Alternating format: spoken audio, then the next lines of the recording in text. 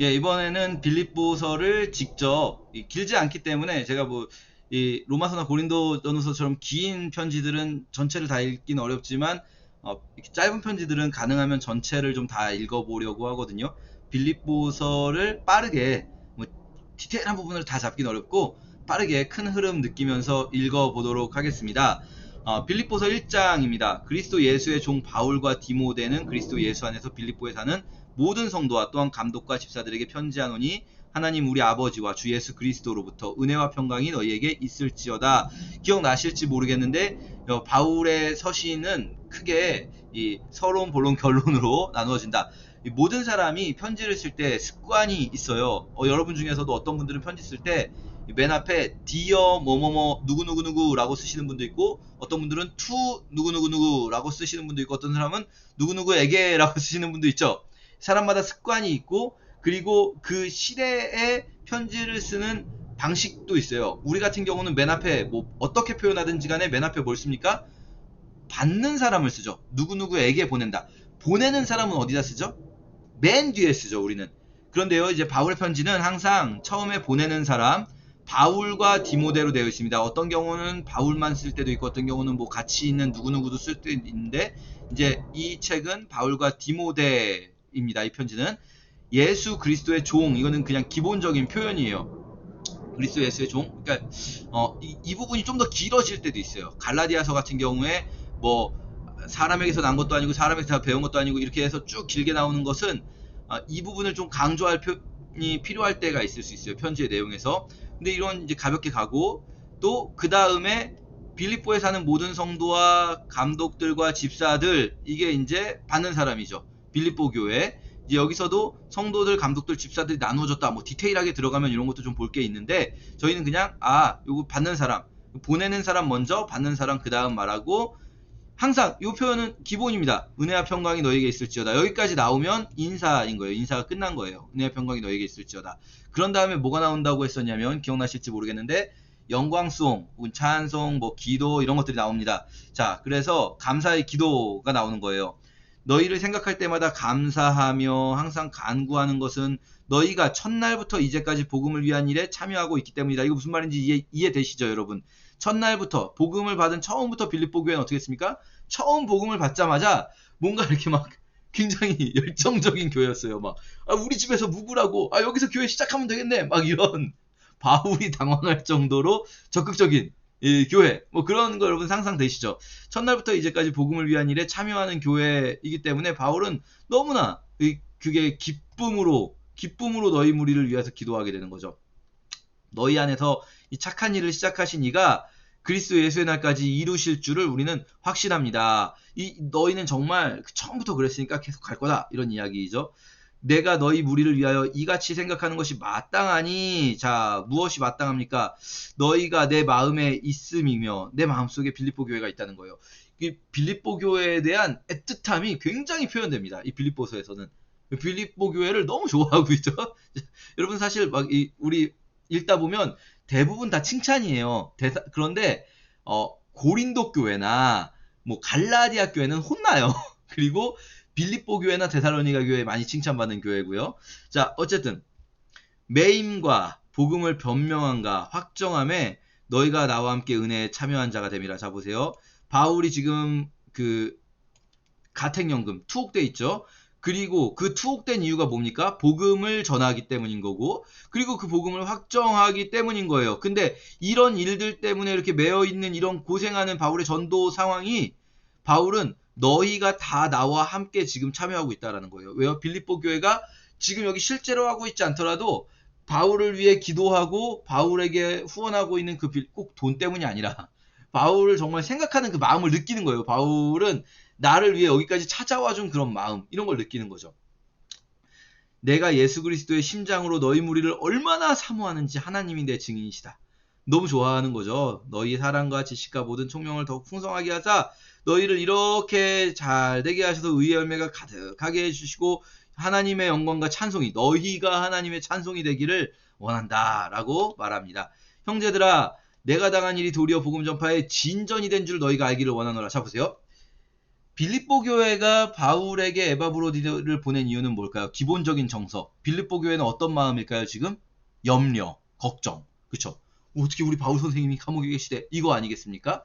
그러니까 바울은 지금 그 빌립보 교인들의 염려를 완화시켜주기 위한 게 굉장히 큰 목적이에요. 빌립보서의 가장 큰 목적, 첫째는 감사를 표현하는 거고요. 두 번째는 뭐냐면 걱정하지 말라는 얘기를 해주고 싶은 거예요. 왜냐면 빌립보 교인들이 걱정하고 있으니까 나 괜찮아 라는 얘기 해주고 싶은 거죠. 그러면서 하는 첫 번째가 내가 지금 감옥에 있는 게 오히려 내가 보니까 복음 전파에 도움이 됐어. 바울은 자기가 괜찮은 거, 제일 큰 거는 뭐냐면 바울이 괜찮은 거는 복음 전파가 되는 게 제일 중요해요. 만약에 바울이 제일 염려하는 건 뭐냐면 내가 갇혔는데 그것 때문에 복음 전파가 막히면 그건 바울은 막 굉장히 괴로운 일이 되는데 바울은 지금 너무 괜찮아요. 복음 전파에 진전이 됐으니까요. 바울이 매여 있다는 것이 시위대 안과 그 밖에 모든 사람에게 나타났으니까 다른 사람이 다 알게 됐어요. 그래서 형제 중 다수가 바울이 감옥에 있다는 걸 알고 주 안에서 신뢰함으로 겁없이 하나님의 말씀을 더욱 담대히 전하게 되었어요. 바울이 감옥에 있는데 사실 이게 지금 가택연금 상태라고 말씀드렸잖아요. 우리 저희가 사도행전 28장을 보면 확실하게 알 수 있는데 바울이 로마에 왔는데 사실 죄목이 불분명하게 왔어요. 왜냐면 로마법에는 사실 무슨 뭐 어느 종교를 전했다 이런 거는 불법이 아니에요. 로마는 모든 종교를 특별히 사회적으로 무리를 일으키지 않으면 문제가 없다고 보거든요. 그렇기 때문에 바울이 지금 뭔가 애매하게 또 로마 시민이니까 함부로 할 수도 없고 그러니까 지금 연금당해 있는데 그것이 오히려 이 밖에 있는 형제들이 보기에는 야 이거 문제 없는 거네 하면서 막 이렇게 더 되는데 어떤 이들은 또 투기와 분쟁으로 전하는 이들도 있어요. 뭐냐면 바울과 우리가 이제 앞으로 계속 이 바울 서신을 보다 보면 바울이 다른 그 기독교 선교사들하고 사이가 안 좋아요.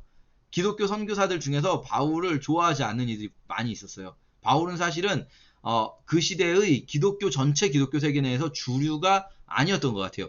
우리가 굉장히 오해하는 게 우리에게는 바울의 글이 가장 많이 남아 있어서 기독교에서 가장 중추적인 역할을 바울이 했다라고 생각을 하지만 사실 바울의 편지들을 잘 읽어보면 당시 기독교 전체 사회에서 볼 때 바울은 약간은 뭐랄까요 사람들이 별로 안 좋아하는 사람 소수파 선교사였던 것 같아요. 그러니까 투기와 분쟁으로 바울이 갇혀있을 때 이때 우리가 더 잘해야지 막 이러면서 또 어떤 이들은 착한 뜻으로 그리스도를 전파하는데 어쨌든 나는 막 어떤 이들은 또 나의 매임에 괴로움을 더하게 할 줄로 생각하여 순수하지 못하게 다툼으로 그리스도를 전파하는 이들도 있어요. 막 바울이 감옥에 있는데 에이 바울이 아주 꼴 좋다 그러면서 막 전파하는 이들도 있어요. 그런데 어떻게든지 무슨 방도로 하든지 전파되는 것은 그리스도니 나는 지금 너무 기분 좋아. 바울이 지금 그 얘기하고 있는 거예요. 빌립보 교인들이 걱정하고 있는데 빌립보 성도님들 나는 지금 기분 너무 좋아. 이런 이야기하고 있는 거죠. 이상한 사람이죠. 근데 원래 선교사님들 또 이런 마음 아니겠습니까? 진짜 선교사님들이 이런 마음을 표현할 수 있죠. 그래서 나의 간절한 기대와 소망을 따라서 아무 일에도 부끄러워하지 않고 지금도 전과 같이 온전히 담대하여 무슨 말입니까? 감옥에 있기 전에도 담대했지만 지금도 여전히 바울은 담대해요. 지금도 담대하여서 내가 여기 지금 가택연금 당한 거 부끄럽지 않아요. 갇혀 있는 거 부끄럽지 않아요. 살든지 죽든지 내 몸에서 그리스도가 존귀하게 되려 하나니 내게 사는 것이 그리스도니 죽는 것도 유익함이라. 자, 이게 무슨 말이냐면 바울은 지금 빌립보 교인들의 염려는 뭐겠습니까? 로마에서 무슨 일 당하시는 거 아니야? 재판 받으시는데 재판 결과 나쁘면 어떡하지? 막 이런 거 걱정하고 있을 거 아니에요? 바울은 뭐라고 표현하냐면 나는 하나도 걱정하지 않아. 나는 죽어도 괜찮아. 내게 사는 것이 그리스도니까 죽는 것도 유익함이라. 아니 이러면 더 걱정될 거 아니에요? 빌립보 교인들이.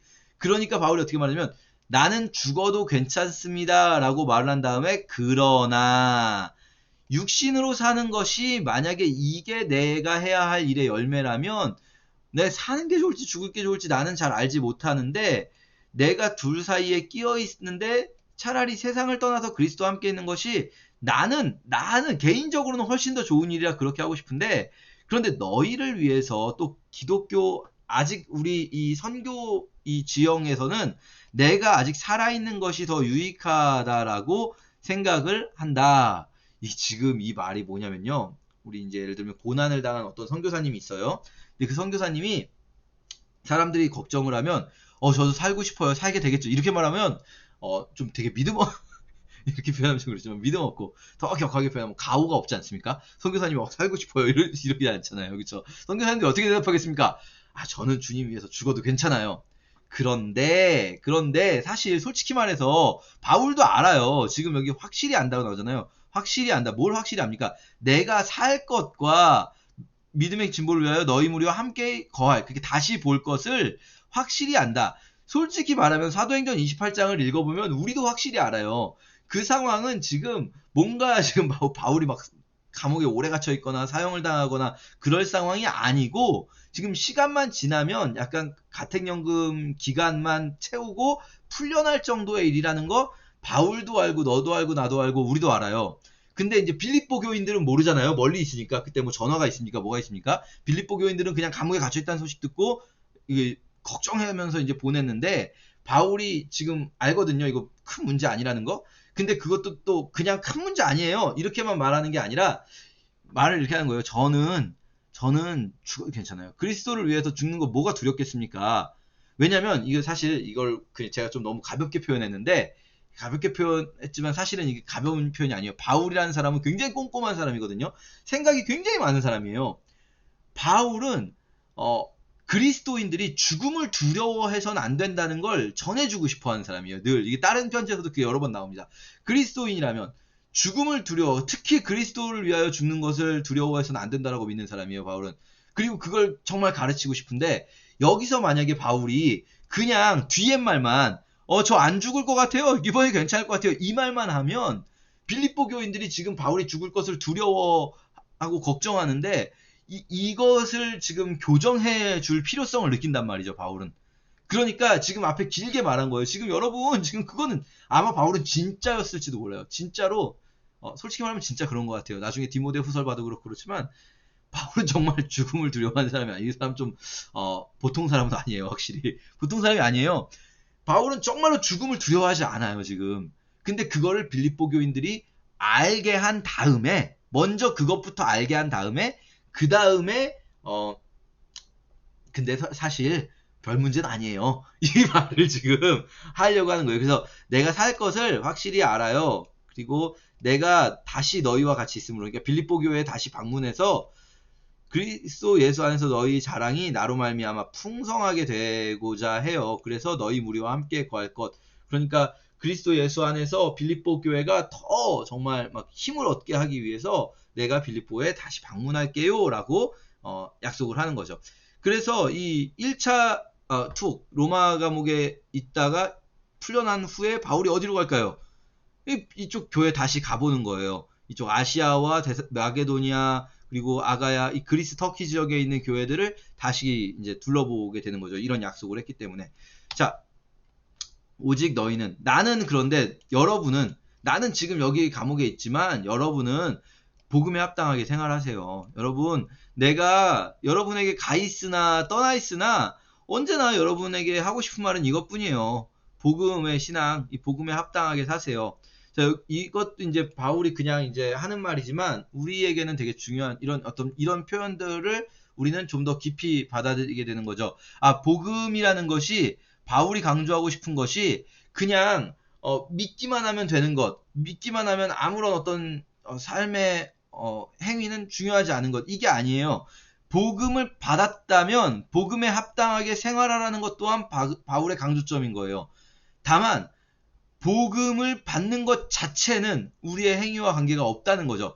복음을 받았다면 그때부터는 복음에 합당하게 생활을 해야 돼요. 그래서 무슨 일이든지 대적하는 자들 때문에 두려워하지 않은 이 일을 듣고자 해요. 그래서 대적하는 자들이 있더라도 여러분 두려워하지 마세요. 그래서 그리스도를 위하여 너에게 은혜를 주신 것은 다만 그를 믿을 뿐 아니라 여러분 고난 원래 받는 거예요. 이렇게 말하고 있는 거예요. 그러니까 빌립보 교회는 사실 아까 말씀드렸지만 평탄한 교회예요. 누가 건드리겠어요? 빌립보라는 도시 안에 빌립보 주민들을 뭐랄까요? 경찰도 건드리지 못하고 사실 빌립보는 로마 시민들로 이루어진 교회 아니겠습니까? 빌립보 교회는 대부분이 로마 시민권을 가진. 그러니까 이 사람들은 좀 약간 고난을 별로 겪는 교회는 아니에요. 이게 이제 데살로니가 교회와 매우 다르죠. 그러다 보니까 고난에 대한 내성이 약하다고 할까? 바울은 그런 염려가 있는 거예요. 바울이 감옥에 갇힌 것을 너무 염려해서 이렇게 보내준 건 고맙고 좋은데, 여러분, 고난이라는 거 여러분도 겪어야 되는 거예요. 여러분도 그를 위하여 고난도 받으셔야 되는 거고, 고난이라는 거 우리 그리스도인은 두려워하면 안 되는 거예요. 라고 바울을 말해주는 거예요. 그래서 너희에게도 그와 같은 싸움이 있어. 너희에게도 있어. 내 안에서 본 바요, 이제도 내 안에서 듣는 바. 이게 무슨 말이겠습니까? 내가 데살로니가에 있을 때, 어디 갔을 때 내가 고생하는 거 보셨고, 지금도 내가 여기 감옥에 있는 거 보시고 계시잖아요. 그것처럼 나의 싸움과 같은 그 싸움이 여러분에게도 있어요. 여러분 꼭 그런 뭐 감옥에 갇히고 이게 아닐지라도 그리스도 안에 있는 자들은 싸움을 싸우고 고난을 겪는 겁니다. 라고 말하는 거예요. 저희 지지난주에 개강 예배 때 말씀드렸죠. 바울이라는 사람이 기본적으로 가지고 있는 사고 구조, 신앙 구조의 세팅, 세상은 전쟁터다. 세상은 전쟁터다. 그리스도를 믿는 것, 하나님의 나라를 이 땅에 임하는 것은 하나님 나라와 세상 나라의 싸움이어야 해요.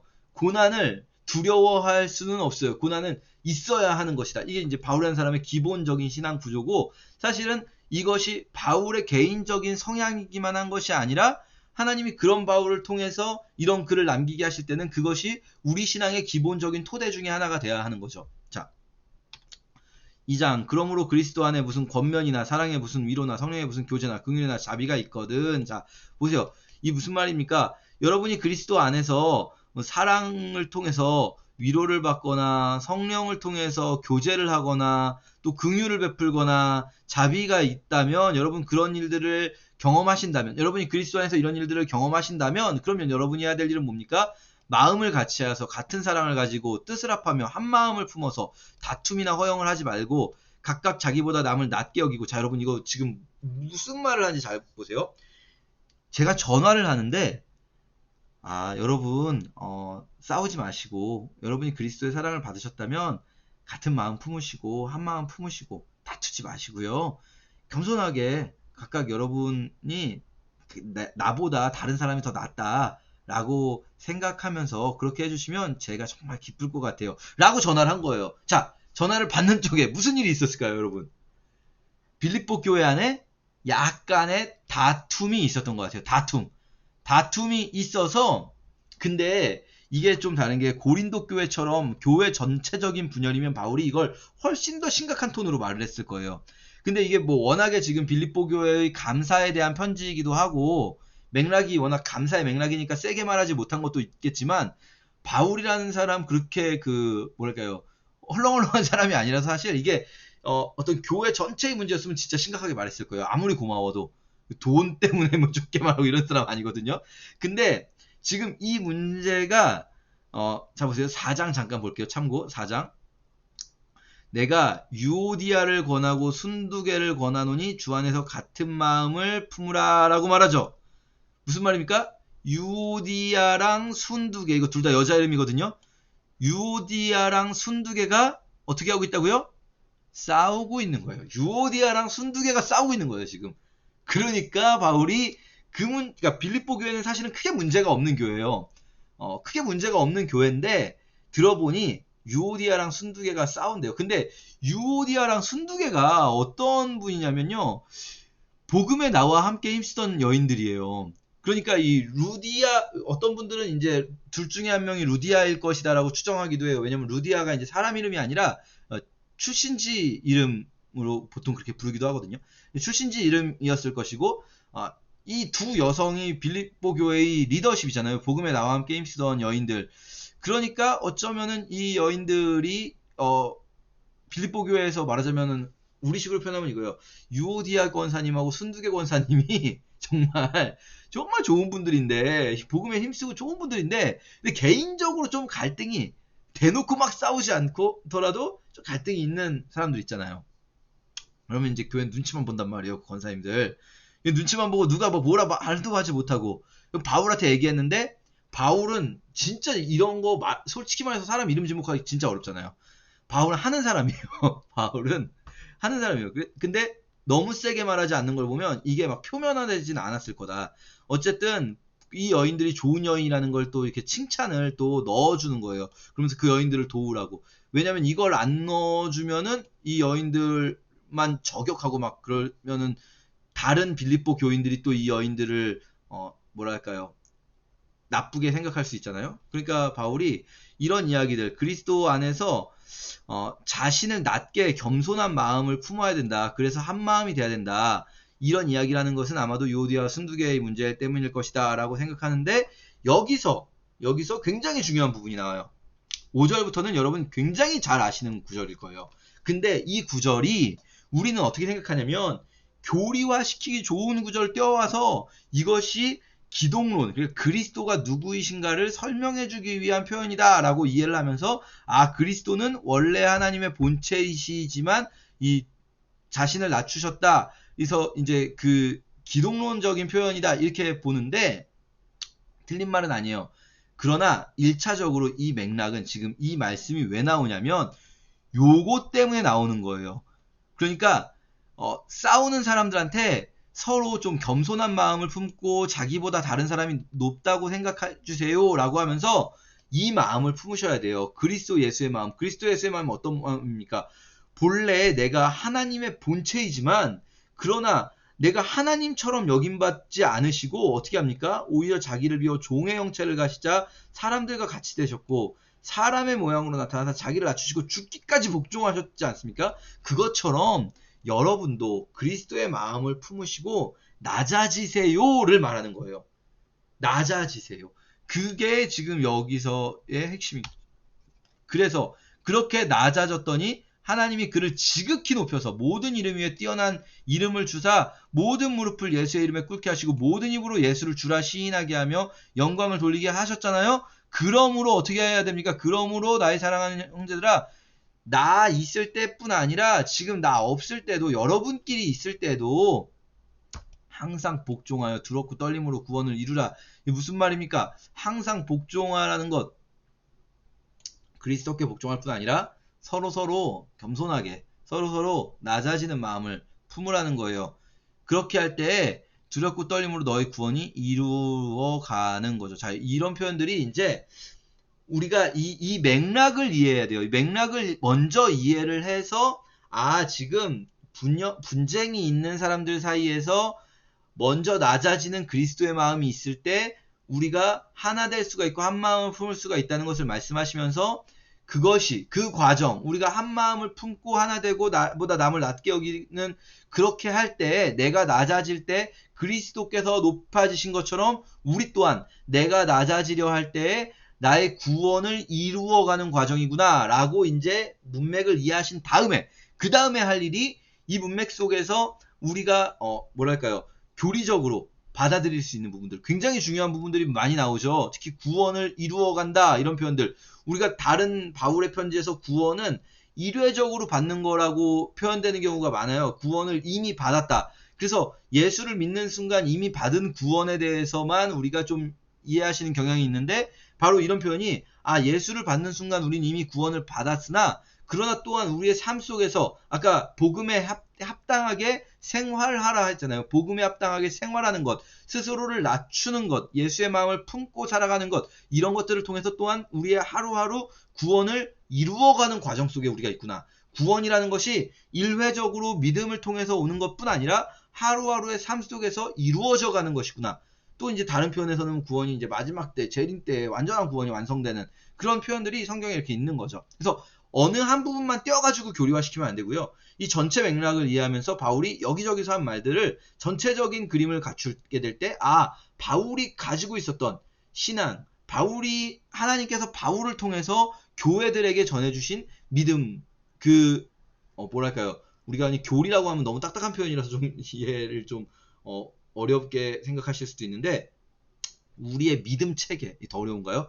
그것을 우리가 그 다음에, 이 문맥을 파악한 다음에 이해할 수 있다는 거죠. 자, 너희 안에서 행하시는 이는 하나님이시니 자기의 기쁘신 뜻을 위하여 너희에게 소원을 두고 행하시나니 모든 일을 원망과 시비가 없이 하라. 이 말을 들으면 여러분 거꾸로 생각하시는 거예요. 아까 제가 전화하는 거 말씀드렸죠. 원망과 시비가 없이 하라 바꿔 생각하면 원망과 시비가 조금 있는 거예요. 빌립보 교회 안에. 특히 아마도 그 유오디아 순두개 안에 뭔가 서로 좀 이렇게 어떤 일을 누가 하려고 했는데 그것을 야, 그 왜 하려고 하냐, 뭐냐, 네가 뭔데, 뭐 이러면서 이제 원망과 시비가 좀 있었던 듯 해요. 근데 바울은 이제 그 부분에 대해서 원망하지 말고 시비가 없이 해라. 이는 그렇게 해야 되는 이유는 그렇게 너희가 한 마음 품고 원망 시비 없어야 되는 이유는 흠이 없고 순전하여 어그러지고 거스르는 이 너희가 흠이 없고 순전해지고 그래서 이 어그러지고 거스르는 세대 가운데서 하나님의 흠없는 자녀로 세상에서 그들 가운데 빛들로 나타내며 자 보세요. 교회가 하나 될 때 교회의 하나됨을 통해서 어떤 일이 벌어집니까? 교회가 하나된 모습을 이 악한 세상 이 어그러지고 거스러진 세상 서로 맨날 싸우고 이 무한 경쟁 세상 뭐 이런 말은요 요즘 말이 아니에요. 사실 늘 그랬어요. 늘 사람들 사는 건 그랬어요. 근데 그런 어그러지고 거스르는 세대 가운데서 교회의 모습을 보면서 사람들이 하나님의 자녀로 세상에서 그들 가운데 빛들로 나타낸다. 자, 여러분 이거요 바울만 하는 표현이 아니에요. 예수님이 하셨던 표현이에요. 너희가 서로 사랑하라. 그러면 너희를 보고 사람들이 너희를 보고 내 제자인 줄 알 거다. 자 보세요. 교회가 서로 사랑하고 교회가 하나 될 때 다른 사람들이 그 교회의 모습을 보며 아 저것이 하나님의 신의 뜻을 행하는 자들의 모습이구나. 그들이 이 시대에 빛을 비추는 모습을 보여주게 되는 거예요. 예수의 제자는 이렇구나. 그래서 요한 같은 경우는 이 똑같은 표현을 요한은 뭐라고 합니까? 우리가 서로 사랑할 때 하나님을 보게 된다. 아무 때라도 하나님을 본 사람이 없지만 이 교회의 하나됨, 교회가 정말로 서로 사랑하는 그 모습을 볼 때 서로 목숨까지 내어주는 사랑을 볼 때 사람들은 하나님을 보게 된다는 거예요. 교회를 통해서. 이게 지금 뭐 바울에게서도 그대로 똑같은 표현이 나타나고 있는 거죠. 나의 다름질이 헛되지 않고 수고도 헛되지 않았으면 좋겠어요. 여러분 싸움은 다 헛된 짓 하는 게 돼 있는 거예요. 그리스도의 날에 내가 자랑할 것이 있게 하고 싶어요. 바울은요 늘 여기저기서 그렇게 말해요. 내가 자랑할 것. 바울의 자랑, 바울의 면류관. 바울의 면류관은 무엇입니까? 바울의 전도를 통해서 세워진 교회들이 정말 그리스도 안에서 멋진 신앙인으로 자라가는 것. 바울은 이거 하나가 자기의 면류관이라고 생각해요. 자, 만일 너희 믿음의 재물과 섬김 위에 내가 나를 전제로 드릴지라도 이 전제로 드린다는 표현은요. 전제가 부어 드리는 제사거든요. 이렇게 제사 중에서 뭐 거제는 이렇게 들어서 드리는 것, 요제는 흔들어서 드리는 것, 전제는 부어서 드린다. 부어서 드리는 건 액체죠. 포도주나 물 같은 거를 제단에 붓는 거예요. 그렇게 포도주를 부어서 전제로 드린다. 이 전제로 드린다는 표현은요. 우리식으로 표현하면 똑같은 표현이 뭐냐면 엎질러진 물이 되는 거예요. 엎질러진 물. 사람을 전제로 드린다. 무슨 말일까요? 죽는다는 얘기를 전제로 드린다고 표현해요. 여기도 나오고 디모데후서에도 나옵니다. 내가 이미 전제와 같이 부어졌다. 내가 전제로 드린다. 그러니까 무슨 말입니까? 지금 빌립보 교인들이 걱정하는 게 그거잖아요. 바울이 혹시라도 뭐 사형 선고를 받거나 막 혹시라도 그럴까. 바울은 이렇게 말하는 거예요. 나 사형 선고 받아도요. 나는 여러분이 그런 어떤 서로 하나 되고 그런 모습을 보면 나는 기뻐하고 여러분과 함께 기뻐해요. 기뻐한다는 말이 진짜 많아요, 여러분. 기뻐하고 기뻐하라. 빌립보서는 그래서 흔히 별명이 기쁨의 서신이라고 합니다. 기쁨의 서신. 계속 기뻐하래요. 근데 여러분 생각해 보세요. 거꾸로 기뻐하라는 말을 많이 반복한다는 건 이 편지를 받는 사람들이 어떻게 하고 있다는 걸까요? 걱정하고 있어서 그래요.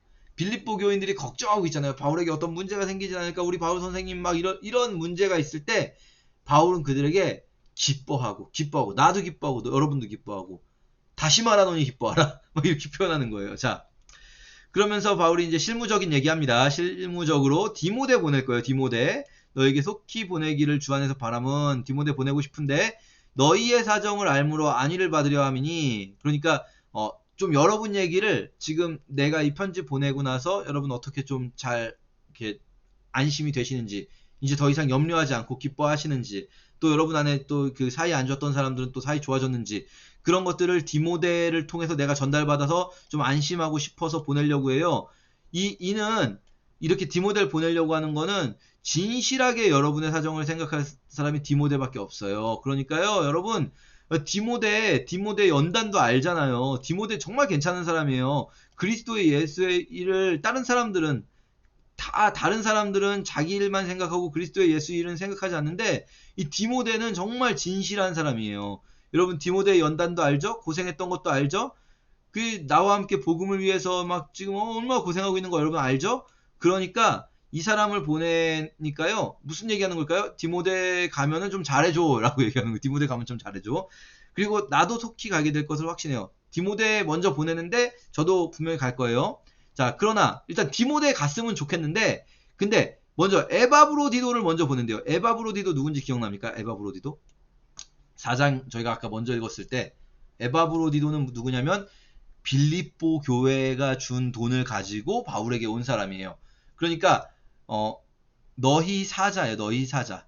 그러니까 빌립보 교회 교인이에요. 에바브로디도는. 근데 너희 사자로 내가 쓸 것을 돕는 자 로마로 가지고 온 거예요. 그러니까 에바브로디도를 그러니까 다시 빌립보로 돌려보내는데 근데 이게 왜 지금 급하냐? 이걸 지금 바울이 급하게 생각하거든요. 너희에게 보내는 것이 필요한 줄로 생각하니 그는 에바브로디도는 나의 형제고 함께 군사된 자고 너희 사자인데 근데 문제가 있었어요. 사실 그가 너희 무리를 간절히 사모하고 자기가 병든 것을 너희가 들은 줄을 알고 심히 근심한지라 그가 병들어 죽게 되었으나 하나님이 그를 긍휼히 여기셨고 그뿐 아니라 또 나를 긍휼히 여기사 내 근심 위에 근심을 면하게 하셨느니라. 자 보세요. 에바브로디도가 빌립보 교인이고 빌립보 교회에서 준 것을 가지고 로마로 오는데 빌립보에서 로마까지 결코 가까운 거리가 아닙니다. 여러분 뭐 차 타고 가겠습니까? 비행기 타고 가겠습니까? 현재는 뭐 지금 같으면 비행기 타고 가면 되지만 이게 이 고대에 이런 장거리 여행 결코 쉬운 일이 아닌데 병들었어요. 심지어 에바브로디도가. 근데 그걸 또 빌립보 교인들이 들었어요. 그리고 빌립보 교인들이 듣고 그것 때문에 또 걱정해요. 바울 때문에도 걱정하는데 에바브로디도 때문에 또 걱정해요. 심히 근심 너희가 들은 걸 가지고 걱정한다는 얘기를 듣고 또 에바브로디도가 또 심히 근심해요. 이게 심히 근심한지라는 에바브로디도죠. 그러니까 에바브로디도가 또 근심을 하고 그걸 보니까 바울이 또 근심을 해요. 내 근심 위에 근심을 면하게 하셨느니라. 그러니까 에바브로디도가 어느 정도 병이냐면 죽을 병 걸렸다는 거예요. 죽을 병. 죽을 병을 걸려가지고 바울도 근심하고 빌립보 교회도 근심하고 그것 때문에 에바브로디도는 또 근심하고 우리 교인들이 또 나 때문에 걱정하실 텐데 막 이러니까 급히 그를 돌려보내는 거예요. 다 나았다고 해서. 다 나은 거예요. 죽을 병에 걸렸다가 나았는데 너희가 그를 다시 보고 기뻐하게 하고 나도 내 근심의 근원은 뭡니까? 근심 위에 근심이라는 건 내 근심이 에바브로디가 아팠던 것도 근심이지만 그것 때문에 빌립보 교회가 근심하고 에바브로디도가 근심하는 게 또 근심이에요. 근심 위에 근심이 있는데 그걸 이제 근심을 덜려고 빨리 보내요. 그래서 너희가 주 안에서 모든 기쁨으로 그를 영접하고 또 이와 같은 자들을 존귀 여기라 하면서 에바브로디도 칭찬하는 거죠. 에바브로디도가 어느 정도의 사람이냐면 그리스도를 위하여 죽기에 이르러도 자기 목숨을 돌보지 않은 것은 나를 섬기는 일에 너희 일의 부족함을 채우려 함이라. 자, 무슨 말입니까? 자, 이 말 잘 생각해 볼게요. 나를 섬기는 너희 일에 부족함이 있을 수 있습니까? 있을 수 있었다는 얘기예요. 그래서 그걸 에바브로디도가 채우려고 하다가 어떻게 했습니까? 죽기에 이르러도 자기 목숨을 돌보지 않았다는 거예요. 자, 이게 무슨 말이냐면요. 빌립보 교인들은 바울의 상황을 다 모르잖아요. 그러니까 일단 돈과 필요하다고 생각되는 걸 막 바리바리 싸들고 보냈을 거예요. 근데 이제 에바브로디도는 죽을 병 걸렸지만 왔어요. 죽을 병 걸려서 왔는데 바울에게 실제로 필요한 것들이 있을 수 있잖아요. 근데 그거를 도와줄 사람이 없잖아요.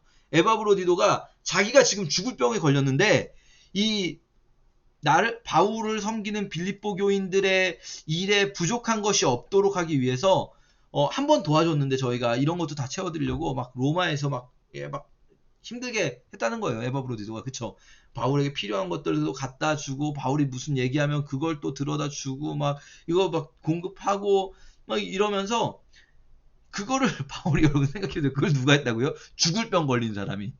죽을 병 걸린 사람이 감옥에 있는 바울을 위해서 막 이 일을 해주는데 바울 마음이 얼마나 그게 정말 너무 고맙고 막 근데 에바브로디가 근심하는 모습을 보면서 너무 아프고 막 진짜 여러분 절절하지 않습니까? 지금 이 선교의 상황이 너무 절절하지 않습니까?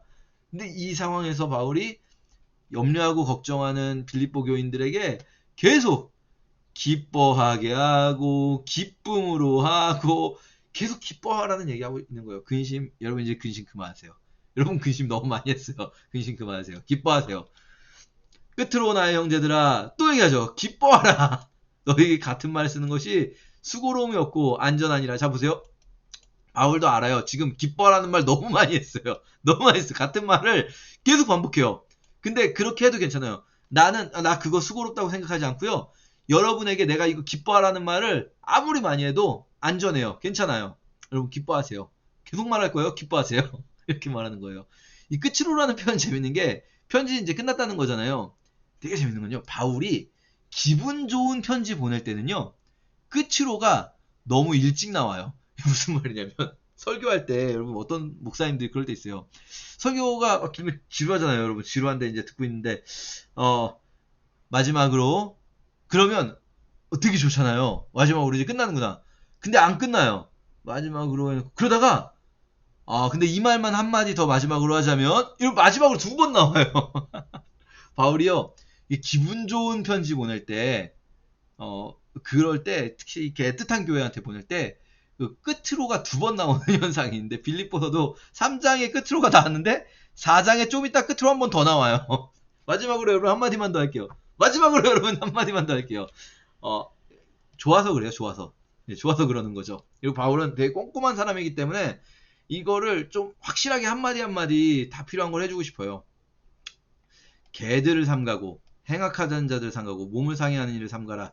자, 이거 무슨 말하는 걸까요? 이거는 바울 서신에 기본적으로 어느 서신에서나 대부분 나타나는 할례를 주장하는 사람들에 대한 경고입니다.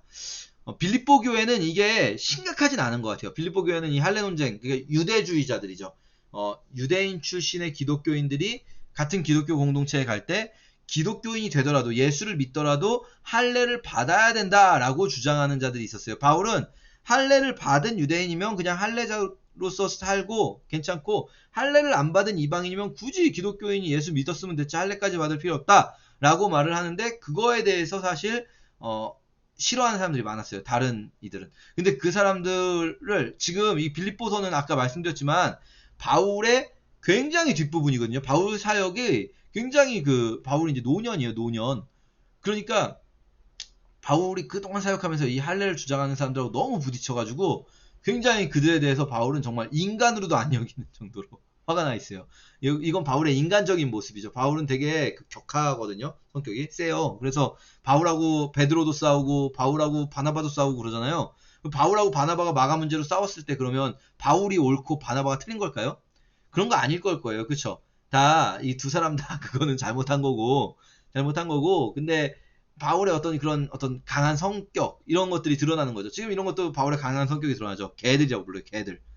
이게 손할례당이라고 이제 하는데 손할례당 이 잘라버리는 자들이거든요. 근데 그걸 개들이라고까지 표현해요. 너무 나쁜 놈들이라는 거죠. 너무 나쁜 놈들. 우리식으로 표현하면 이제 욕이에요. 욕. 개새끼들. 이런 욕이에요. 욕. 그들을 삼가하고 그들을 조심하라는 거예요. 그런 자들이 지금 막 빌립보 교회는 아직 없지만 다른 데 워낙 많으니까 그런 이들을 주의하고 행악하는 자들도 주의하고 또 몸을 상해하는 일 할례 같은 것이 몸을 상해하는 일이잖아요. 그러니까 믿음 좋다는 걸 증명하기 위해서 몸을 상해하고 그러지 말라는 거예요. 봉사는 무엇으로 합니까? 몸을 상해하는 것으로 합니까? 아니요. 하나님의 성령으로 봉사하는 겁니다. 무엇을 자랑합니까? 할례 받은 거 자랑합니까? 아닙니다. 그리스도 예수를 자랑합니다. 육체를 신뢰합니까? 아닙니다. 육체로 무슨 뭐 할례를 받았느니 어쨌느니 필요 없어요. 그게 우리가 진짜 할례파다. 우리가 진짜 할례파다. 바울의 이 말씀은요. 바울의 그냥 자기 생각이 아니에요. 바울이 구약 성경을 보니까 할례는 마음에 하라 돼 있거든요. 할례는 마음에 하라.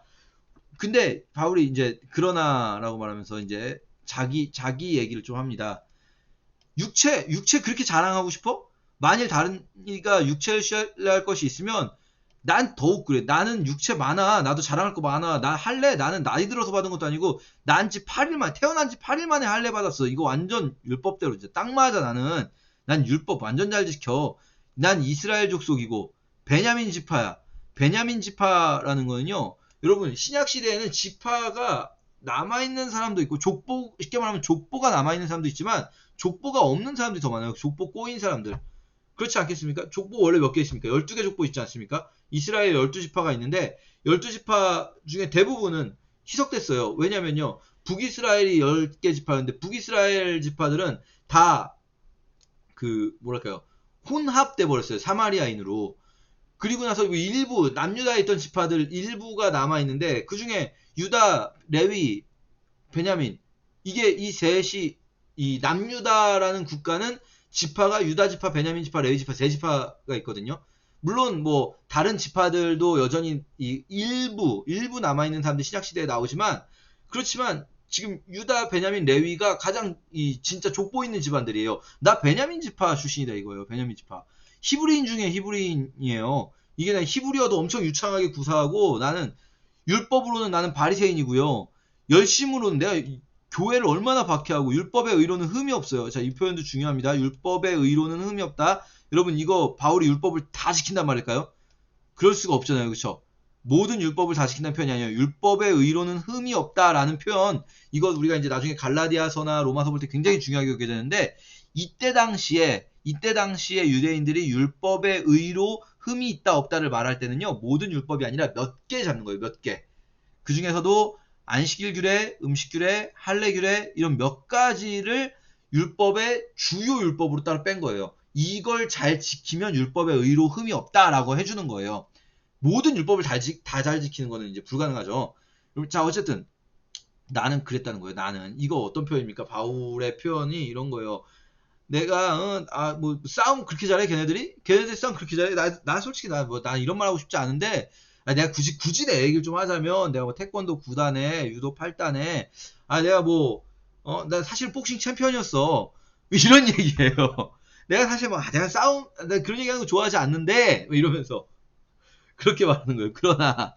그러나 무엇이든지 내게 유익하다고 했던 그것들이 이제는 다 해요. 그냥 좋은 거 아니에요. 이 모든 것을 해로 여김은 그리스도 예수를 아는 지식이 가장 고상하기 때문에 내가 이런 거 자랑하는 거 이제 없앤다. 여러분 오해하지 마세요. 여기서 그리스도를 아는 지식이 고상하기 때문에 모든 것을 버리고 모든 것을 배설물로 여긴다는 말이 바울이 세상의 지식이 다 쓸모없다고 말하는 게 아니에요, 여러분. 요 복만 싹 빼가지고 세상 지식은 다 나쁜 거고 그리스도 안에서의 지식만이 옳은 거다. 그럼 여러분 바울이 이렇게 쓰는 지금 이 글들도 세상에서 배운 수사법들을 사용하고 이 편지의 기본적인 패턴을 사용하고 바울이 쓰는 표현들 이런 것만 봐도 바울이 그 당시의 지식들을 활용한단 말이에요. 바울이 그 당시에 있었던 무슨 디도서 같은 데서는 유명한 뭐라고 합니까? 그런 어떤 그 명언 구절 이런 것도 활용하고 격언들도 활용하고 그런데 바울이 그냥 진짜 자기가 배웠던 것들 싹 다 필요 없고 그렇게 말하는 게 아니에요. 지금 이렇게 육체를 자랑하는 이걸 자랑하는 그것들을 다 나는 버렸다는 거예요. 그걸 배설물로 여긴다는 거죠. 이걸 잘못 이해하면은 우리가 막 이 세상에 살아가면서 마치 진짜 예수를 잘 믿는 사람은 무슨 세상 일은 아무것도 모르고 그냥 그건 아닙니다, 여러분. 그래서는 이상한 사람이 나오겠죠. 자, 형제들아, 나는 내가 지금 육체를 자랑하는 자들의 특징이 뭡니까? 육체를 몇 가지 한 거, 할례 몇 개 받고 안식일 규례 지키고 음식 규례 지키고 그 몇 가지로 자기가 다 잡았다고 생각하잖아요. 아니에요. 우리는 아직 바울 정도 되는 사람도 잡은 줄로 여기지 아니하고 오직 한 일, 즉 뒤에 있는 것은 잊어버리고 앞에 있는 것만 잡으려고 표대를 향해서 계속해서 달려가는 거예요. 계속해서. 우리의 삶이 그러니까 우리의 이 그리스도의 복음에 합당한 생활이라는 것이 몇 개 정해놓고 그것만 잘하면은 주일 성수 잘하고 헌금 잘 내고 교회에서 성가대 정도 해주고 그 몇 개만 잘하면 그러면 내가 이제 이미 잡은 게 아니라 우리의 삶 속에서 끊임없이 그리스도 예수 안에서 하나님의 부르심에 따라 달려가야 한다는 거죠. 그러므로 누구든지 우리 온전히 이룬 자들 이게 진짜 온전히 이룬 자들이에요. 이 온전히 이룬 자들은 사실은 이룬 게 없다라고 생각하는 사람이 역설이죠. 이룬 게 없다라고 생각하는 사람들이 이룬 거예요. 계속 그렇게 살아야 되는 거예요. 이렇게 생각할지니 만일 어떤 일에 너희가 달리 생각하면 하나님이 이것도 너희에게 나타내시리라. 여러분 진짜 오해하지 마세요. 여러분 진짜 혹시라도 여러분이 만약에 뭔가를 진짜 이루었다라고 생각하신다면 여러분 여러분이 해냈다고 생각하신다면 여러분 하나님이 그런 것들 여러분 혼내실 거예요. 어디까지 이르렀든지 그대로 계속해서 달려가십시오. 나를 본받으세요. 너희가 우리를 본받은 것처럼 그와 같이 행하는 자들 눈여겨보시고 이제도 눈물을 흘리며 말하는데요. 여러분 많은 사람들이 그리스도 십자가의 원수로 행합니다. 지금 이거 누굽니까? 원수로 행하는 자들 앞에 말한 개들, 할례당이라고 자칭 할례당들, 육신을 자랑하는 자들. 그리스도 십자가의 원수로 행하는데 여러분 제가 눈물을 흘리면서 말하는데 그렇게 행하지 마세요. 그들의 마침은 멸망이요. 그들의 신은 그들이 섬기는 신은요. 그들이 섬기는 신은 하나님이 아니에요. 그들이 섬기는 신은 자기 배예요. 자기 배. 자기 이속 채운다라고 하죠. 자기 이속 채운다. 자기 배 채운다. 자기 뭡니까? 이기심, 자기 욕망. 그게 그들의 신이에요. 그들의 영광은 그들의 부끄러움에 있고 땅의 일을 생각하는 자들이에요. 자랑하려고 하고 여러분 그러지 마세요. 여러분 우리도 그럴 수 있어요. 교회 열심히 다니고 신앙생활 열심히 잘하는 것 같아도 우리가 만약에 막 어떤 육신적인 조건 같은 걸 가지고 막 자기 어떤 난 주일 성수 엄청 잘하고 나는 막 다 했고 막 헌금 얼마 했고 막 이런 거 생각을 한다면 여러분 그거는 결국은 나의 신은 하나님이 아니에요. 내가 섬기는 신은 내 욕망인 거예요. 그리고 나는 땅의 일을 생각하는 거죠. 그러므로 나의 사랑하고 사모하는 형제들, 나의 기쁨이요 면류관이 사랑하는 자들아. 너무 지금 절절하잖아요. 빌립보 교회에 하는 표현이. 주 안에 서세요. 요디아 순두개 한마음 품으세요. 그리고 다른 여러분들 저 여인들을 도와주시고 저 여인들은 복음에 힘쓴 여인들이니까 내가 이렇게 말했다고 해서 딴 생각하지 마세요. 그리고 글레멘드와 그 외에 나의 동역자들 좀 도와주세요. 이 사람들 여러분 도와주셔야 돼요. 주 안에서 항상 기뻐하라. 또 말해요. 또 말해요. 내가 다시 말하더니 기뻐하라. 아까도 끝으로 주 안에서 기뻐하라 했잖아요. 끝으로 주 안에서 기뻐하라고 해놓고 지금 또 기뻐하라. 너희 관용을 모든 사람에게 알게 하라. 주께서 가까우시나. 관용이 뭡니까? 관용. 너희가 서로 받아주는 것. 너희가 서로 받아주는 것을 다른 모든 사람이 볼 수 있도록 요디아 순두개 좀 잘 좀 합시다. 이런 뉘앙스는 아니고요. 그냥 제 표현입니다. 이거는 잘 좀 합시다는. 어쨌든 서로 받아주라는 거예요. 여러분 주께서 가까우셔요. 여러분 그거 생각하면서 우리 힘내봅시다. 아무것도 염려하지 마세요. 이거 진짜 유명한 표현이잖아요. 진짜 유명한 표현. 아무것도 염려하지 말고. 근데 여기서 아무것도 염려하지 말고는 뭘 염려하지 말라는 거냐면 사실은 지금 바울이 갇혀있는 것, 또 에바브로디토 때문에 염려했던 것, 이런 것들, 바울 감옥에 있다고 해서 여러분, 저 감옥에 있어도요, 여러분 아무것도 염려하지 마세요. 아무것도 염려하지 말고, 여러분 이거를 진짜 만약에 믿음 있는 사람은 아무것도, 진짜 말 그대로 아무것도 염려를 하면 안 된다. 물론 그것도 맞아요. 그것도 맞지만, 아무리 그래도 어떻게 인간이 아무 염려를 안 할 수가 있습니까? 바울도 아까 근심이 있었다고 했잖아요. 에바브로디토 때문에. 지금 이 맥락 속에서 근심을 할 때도 있죠. 근심이 좋은 건 아니에요. 예수님도 염려하지 말라고 하셨어요. 근데 근심이 좋은 건 아닙니다만 어쩔 수 없이 우리는 근심을 하는 사람들이에요. 근데 지금 바울은 뭐 염려한다고 믿음이 없다 이런 말 하는 게 아니에요. 이거를 가지고 어떤 분들은 막 염려하면 믿음 없는 거다 하면서 막 남을 공격하는 데 쓰시는 분들이 있는데 그게 아니라 이 바울 감옥에 있는 거에 대해서 여러분 아무것도 염려하지 마시고요. 다만 기도해 주세요. 그리고 감사하면서 하나님께 말씀해 주세요. 그러면 모든 지각에 뛰어난 하나님의 평강이 여러분 마음에 그 평강을 주실 거예요. 여러분 마음과 생각에 평강을 주실 거예요. 끝으로 4장 8절 또 끝으로 나와요. 3장 1절에 끝으로 해놓고 이게 이제 바울이 편지 끝내기 싫을 때 하는 거죠. 마지막으로 한마디만 더 할게요. 하다가 마지막으로 한마디 더 하는 거죠. 또 형제들아 무엇에든지 참되며 경건하며 옳으며 정결하며 사랑받을 만하며 칭찬받을 만하며 이것들을 무슨 기름이 있든지 여러분 생각하세요. 정말 막 애틋한 마음 느껴지잖아요. 여러분 정말로 여러분 사랑받을 만하게 경건하게 옳고 정결하게 그렇게 사세요. 평강의 하나님이 여러분과 함께 계실 거예요. 저는 정말 기뻐요. 또 얘기해요. 또 기뻐. 그만 좀 기뻐했으면 아니죠. 계속 기뻐해야죠. 자, 저에서 크게 또 기뻐요. 너희가 생각하던 것이 다시 싹이 났다. 이거 아까 했던 말이죠. 이 편집 마지막에서야 이 말하는 거예요. 선교사님한테 선교 후원을 보냈을 때 선교사님이 선교 편지에 답장을 주셨는데 후원해 주신 거 감사해요 하는데 그거를 너무 이렇게 앞에 두지 않고 편집 마지막에서야 얘기하는 거죠. 내가 궁핍함으로 말하는 게 아니고요. 내가 정말 막 돈이 없었는데 여러분이 돈 주셔서 고마워요 이게 아니라 나는 사실 여러분이 안 보내주셔도 난 어떠한 형편이든지 자족하기를 배웠어요. 나는 비천에 처할 줄도 알고 풍부할 줄도 알고 배부름과 배고픔, 풍부와 궁핍에도 일체의 비결을 배웠어요. 자, 여러분 이 말 왜 합니까? 지금 여러분이 저한테 돈 보내주신 거 고마워요 이 말을 하면 자칫 잘못하면 또 오해할 수 있어요. 아 계속 보내드려야지 바울 선생님 그동안 힘드셨구나.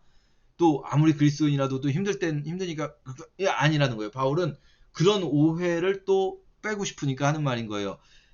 여러분 우리가 그리스도 안에서 정말 우리 일체의 비결을 배울 수 있어요. 궁핍하기 때문에 제가 여러분께 고맙다는 게 아니라 고마워서 고마운 거, 고마운 건 고마운 거고 나는 사실은 뭐 궁핍해도 배고파도 괜찮아요. 왜요? 일체의 비결이 뭡니까? 내게 능력 주시는 자 안에서 내가 모든 것을 할 수 있기 때문입니다. 라는 거예요. 자, 여러분, 이 표현이 너무 듣기 좋다 보니까 이거를 아무 데나 안 바라가지고 능력 주시는 자 안에서 모든 것을 할 수 있으니까 막 나쁜 짓도 할 수 있고 막 능력 주시는 자 안에서 모든 것을 할 수 있다고 하면서 막 전혀 막 가능성이 없는데 막 돈 많이 드는 일을 그냥 무조건 대출받아서 투자해가지고 그냥 막 해야 되고 막 능력 주시는 자에서 모든 일을 할 수 있다고 하면서 막 교회는 막 실제 필요보다 훨씬 더 막 크게 이런 얘기는 제가 너무 하진 않겠습니다만 아니라는 거예요. 이 구절은 지금 그런 얘기가 아니라 우리가 배고프거나 배부르거나 비천하거나 지금 감옥에 있는 상황에서도 만족할 수 있는 비결이 뭡니까? 능력 주시는 자 안에서 이 모든 것을 이런 궁핍도 배고픔도 감당할 수 있는 능력을 주셔서 할 수 있다고요. 나 감옥에도 있을 수 있다는 거예요. 여기서 말하는 바울이 모든 것을 할 수 있다고 말할 때 지금 1차적으로는 나는 감옥에 있는 것도 능력 주시는 자와 함께 있기 때문에 전혀 문제가 되지 않아 라고 하는 말이에요. 오해하지 마세요, 여러분. 우리가 이걸 잘못 이 구절을 사용하는 건 어떤 식으로 사용하는 것과 같냐면 마치 능력 주시는 자 안에서 모든 것을 할 수 있으니까 감옥 밖으로 나올 수 있겠네. 능력 주시는 자 안에서 모든 것을 할 수 있으니까 그냥 감옥에서 벗어날 수도 있고 사형을 안 당할 수도 있고 그 말이 아니라 능력 주시는 자 안에서 모든 것을 감당할 수 있다는 거예요. 어려운 일이 와도 능력 주시는 자 안에서 감당할 수 있다는 거예요. 자, 그러나 나는 여러분이 안 도와줬어도 나는 괜찮다는 말 한 다음에 그러나 여러분이 도와주신 것은 정말 잘하신 거예요. 왜냐하면 나를 도와줘서 잘한 게 아니라 여러분이 여기에 참여했으니까 잘한 거예요. 여러분이 이 아까 읽었던 데살로니가에 있을 때도 나의 쓸 것을 보내고 이런 일들 여러분이 참여한 거예요. 그 너무 여러분 잘하신 거예요. 그리고 나는 사실 모든 것이 있고 풍부하지만 여러분이 보낸 것은 하나님께서 기뻐하십니다. 그래서 여러분의 쓸 것도 하나님이 채워주실 거예요. 하나님 곧 우리 아버지께 세세 무궁하도록 영광을 돌릴지어다. 그리스도 예수 안에 있는 성도에게 각각 문안하세요. 나와 함께 있는 형제들이 여러분에게 문안합니다. 모든 성도들이 여러분에게 문안하되 특히 가이사의 집 사람들 중 몇이니라. 자, 여러분 이거 보세요. 가이사의 집 사람들 중 몇이니라. 이게 중요합니다. 가이사 누굽니까? 카이사르 가문이에요. 카이사르 가문. 우리 이제 나중에 또 얘기하겠지만 황제라는 표현과 가이사라는 표현이 완전히 같지는 또 않을 수 있어요. 왜냐면 황제 임페라토르는 사실은 황제를 정확히 지칭하는 표현이 되지 못해요. 황제라는 말은 공식적으로는 없는 거나 마찬가지였어요. 그 시대에는. 왜냐면 원래 로마 공화정이었잖아요. 로마는 원래는 황제가 없었습니다. 귀족들의 모임인 원로원에서 공화제의 형식으로 함께 다스리는 게 공화제라고 하거든요. 그러니까 민주적인 절차를 따라서 다스리는 게 민주공화국이고 그냥 귀족들이 함께 다스리는 건 그냥 공화정이에요. 이게 로마 원래 공화정이었다가 원로원이 문제가 많으면서 이제 황제 제정으로 넘어갈 때 첫 번째 황제였었던 옥타비아누스가 나는 황제가 되지 않겠다라고 선언을 해요. 역으로. 그런데 사실은 황제예요. 그러다 보니까 황제라는 어떤 칭호를 따로 부르지 않고 가이사라고 불렀어요. 왜냐면 옥타비아누스가 카이사르 가문이라서 성이죠. 가문 이름이죠. 패밀리 네임. 그래서 이 카이사르 가문을 이야기하는 걸 수도 있고 아니면 뭐 황제의 친인척을 이야기할 수도 있는데 어쨌든 간에 지금 로마에 있는 기독교인들 중에 누가 있다고요? 카이사르 가문 사람들 혹은 황제의 친인척이 있다는 거예요. 그게 무슨 말입니까? 이거를 의도적으로 쓴 것 같아요. 왜냐면 걱정하지 말라고. 걱정하지 말라고. 근데 대놓고 이렇게 말하기는 좀 이게 뭐 좋은 건 아니잖아요. 이 사람들을 의지하는 게 아니잖아요. 바울이. 대놓고 말하기는 좀 너무 의지하는 것처럼 보이는 건 바울이 원하지 않아요. 그리고 실제로 의지하고 있지도 않고. 근데 지금 흘러가는 모습을 보니까 진짜 문제는 없을 것 같아요. 근데 빌립보 교인들은 걱정하고 있고 그 걱정을 좀 덜어주고 싶어요. 그래서 하는 말이 가이사에 가문 사람들도 우리 로마 교회 안에 있는데 그분들도 여러분에게 안부를 보내요. 이게 이제 이 안심하라고 해주는 말인 거죠. 주 예수 그리스도의 은혜가 너희 심령에 있을지어다. 여러분 어떻습니까? 빌립보서 읽으면서 여러분 바울이라는 사람이 한 선교사가 그를 후원한 교회에게 보낸 편지 맞죠? 이거 여러분 그냥 어떤 교리책으로서 작용하는 게 아니에요. 선교 편지고 이 안에 바울이라는 사람의 마음도 드러나고 빌립보 교인들의 마음도 드러나고 그리고 그 글들을 통해서 하나님의 마음도 드러나는 거예요. 구절구절을 교리화시키는 것 이상으로 더 중요한 건 뭐냐면요. 이 편지 속에 전체적으로 들어있는 하나님의 마음, 그게 사실 진짜 우리는 이 구절구절을 교리화시킨 문자적 교리보다 더 중요한 우리 기독교의 기둥은 무엇입니까? 하나님의 마음인 거예요. 이 편지 속에 드러난 하나님의 마음. 서로서로 너무 귀하게 여겨주고 서로서로 빌립보 교인들이 바울을 또 바울이 빌립보 교인들을 에바브로디도를 서로서로 너무 사랑하고 막 너무 애틋하고 한 그 마음, 그게 하나님의 마음이고 그게 기독교의 코어예요. 기독교의 코어에는 많은 분들이 기독교의 코어에는 뭐 어떤 이신칭의 교리라든지 그런 어떤 교리가 들어있다고 생각하시지만 뭐 이건 뭐 옳다라고 말씀드리기는 어렵지만 제 생각에는 기독교의 코어는요 그게 아니에요. 이신칭의 교리가 아니라 기독교의 코어에는 하나님의 마음이 있어요. 글로 이렇게 다 하나님의 마음은 이것이다라고 적는 것 이상으로 이런 어떤 상황들과 사건들과 사람들의 대화를 통해서 그렇게 비춰지는 그 하나님의 마음, 글로는 다 담을 수 없는 하나님의 마음이 있어요. 그게 바로 이 기독교의 코어죠. 빌립보서에서 얼마나 그걸 절절하게 볼 수가 있습니까, 우리가? 그렇게 우리 빌립보서를 읽었으면 좋겠습니다. 감사합니다.